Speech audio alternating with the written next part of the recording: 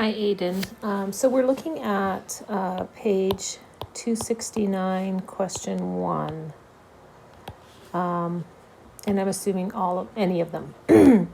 And most specifically, looking at the restrictions. Just give me a sec here. On how do we figure out restrictions? So if we have a, which is root 3x minus 9 equals 5, the restrictions really apply to what is under the radical, because we can't have a negative number under a radical. You can't take the square root of a negative number. So if we just look at that for restrictions, we would say that 3x minus 9 would have to be greater than or equal to 0. So you can't have a negative number for that total solution. So using this, we can figure out the restrictions by just solving this inequality. So same way we solve an equality, we move the 9 over. It's minus on the one side, so it becomes positive on the other. And then we divide both sides by 3. So x would have to be greater than or equal to 3. And if you look at the solution, that's what it gives for it. It's also, x is also in the set of real numbers, but it is greater than or equal to 3.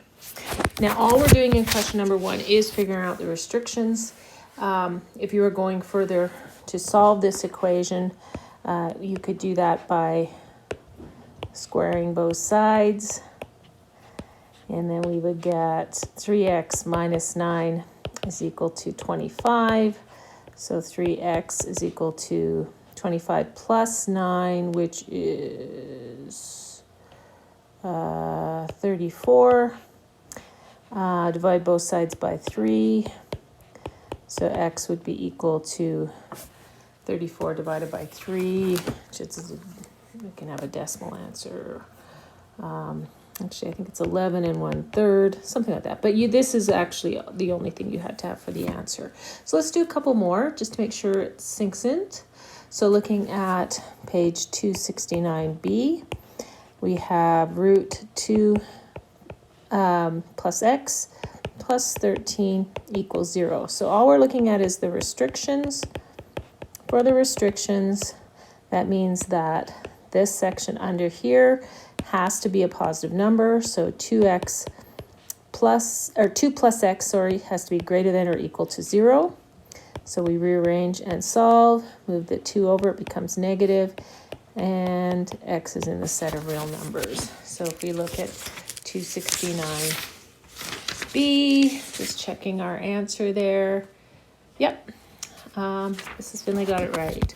Let's do the next one. If you want to try it on your own and then pause and come back to 1C.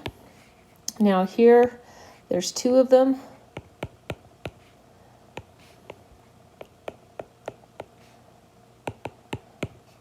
So for this, we have 2 that we have to kind of figure out. And whichever one limits it the most. So looking at this first one, 1 minus x has to be greater than or equal to 0. So negative x is greater than or equal to negative 1. If we're dividing by a negative 1, we reverse that sign. So we get that for this one. But let's check out the next one. 4 minus x has to be greater than or equal to 0. So negative x is greater than or equal to negative 4. Again, we're dividing by a negative number. So x is less than or equal to negative 4. Now, these are 2 different statements. But, this is positive 4, right? Because we divided by a negative 1. So we're either saying it has to be less than or equal to 1 or less than or equal to 4. So whichever one is more limiting, so which would be this one, right? So that should be your answer for C. Let me just double check what the book says. Yeah, so because this one is more restrictive, this would be the bigger restriction. Okay, so I'm gonna send that to you and you can let me know if